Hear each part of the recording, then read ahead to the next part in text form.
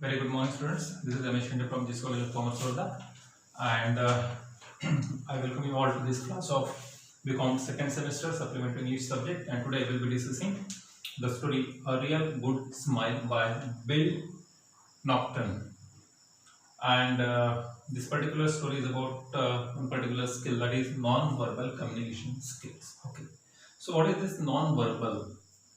Okay, in your life you must have heard about this particular word. Okay, and it is defined in different ways.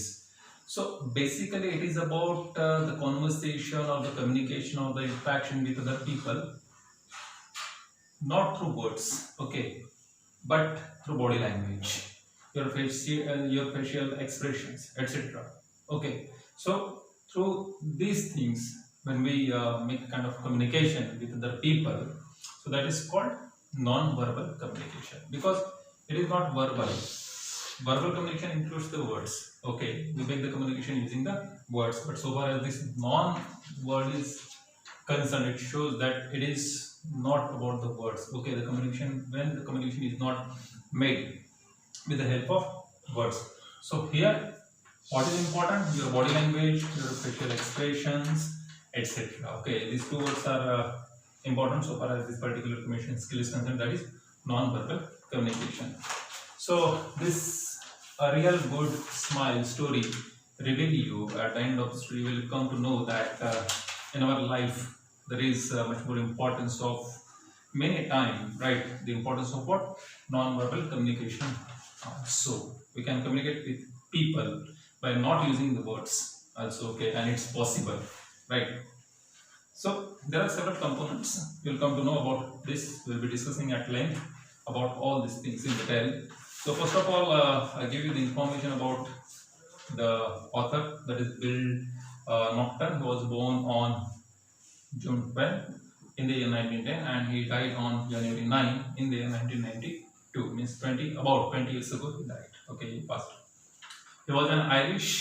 He was born in Ireland, which is near Britain, and he was an Irish-born British playwright. He has written so many plays. He is well known as a playwright. Okay, and an author also. Best known for his play Alfie, A-L-F-I-E. He is well known. He is well remembered even today for this particular play. Many of his plays have been made into movies. Some of his plays have been adapted into movies also. Okay, and they have been filmed by the Hollywood. His other works include the novel One Small Boy, which was published in the year 1957, a collection of short stories, The Goalkeeper's Revenge, and other stories, which was published in 1961. So these are some of the masterpieces produced by this world acknowledged Bill Nocturne, Irish-born British playwright. Okay. Apart from this, he has written some other literature also. So far as this particular story is concerned, that is A Real Good Smile. Okay. There are some characters. The protagonist of this story is Billy, who is a 14-year-old lad, a 14-year-old boy. He is young. Okay. Then there are some other characters. Billy is the protagonist and the major character, the main character, the principal character, the chief character. Okay. Other characters include Alf Agar. Alf Agar is his neighbor. Then there is Tom Petty. Tom Petty is the friend of Alf Agar. Both of these people work at Loco's shed. Okay. Mr. Alf Agar works there as a simple plate layer, and Tom Petty works there as the oiler and greaser. Okay, and then there is a very important character. This character is also important because it has to play a major role in this story, so that it can be called a major character. Okay, and he is Mr. Bidwell is shown as the boss of that Loco's shed. Now, this story revolves around mainly one character, that is Billy, who is just 14 years old boy. Okay, so we'll be journeying into his life. Okay, uh, what was he doing, what he did in his later life, etc. Whether he was lucky or not, because it is related to a good smile. So definitely, from this keyword, you understand one thing, that somewhere, this particular word, that is good smile, has its own significance in this entire story somewhere. Okay. Now see, actually, at the age of 14, he left his education, formal education, right? During those times, it was a tradition in his place, in his native place where he was living, residing, right?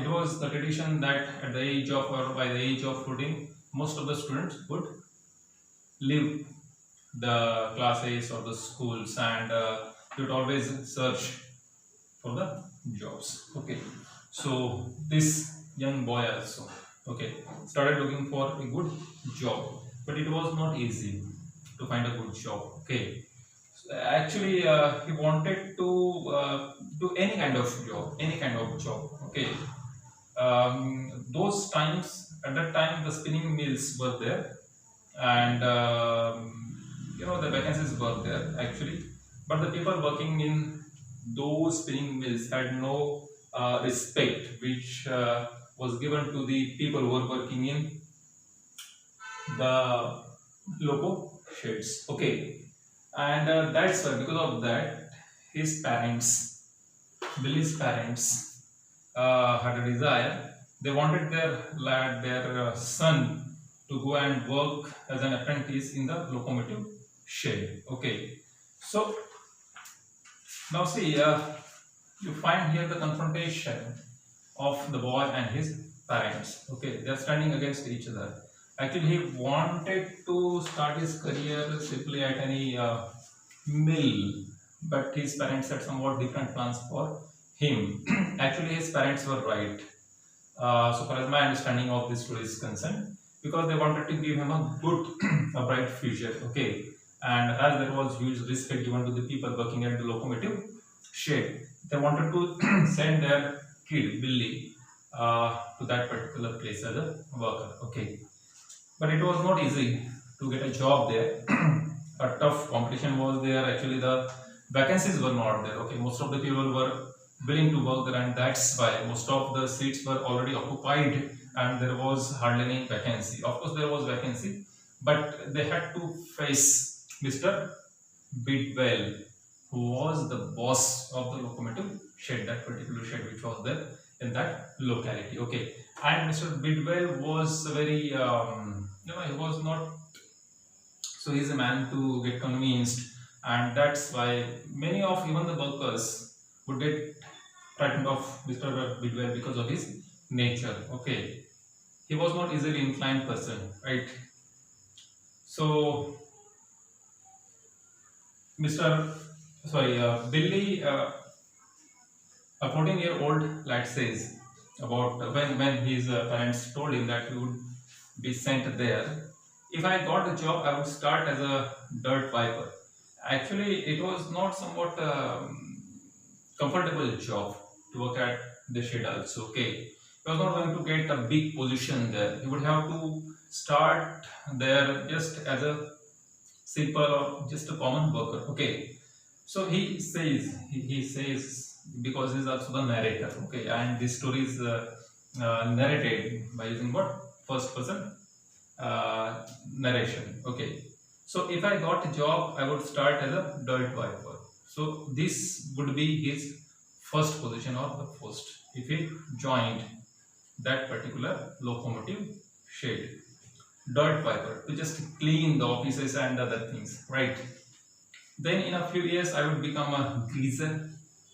I had mentioned in the very beginning when I started this particular story that Tom Petty was there as the greaser and oiler. So after some years, he would be becoming what, greaser, not locomotive shed. Then he would be oiler and greaser, and then after so many years, would be promoted to a job on the foot plate of an engine, and then would be made fireman and stoker, and lastly, if he was lucky, he would be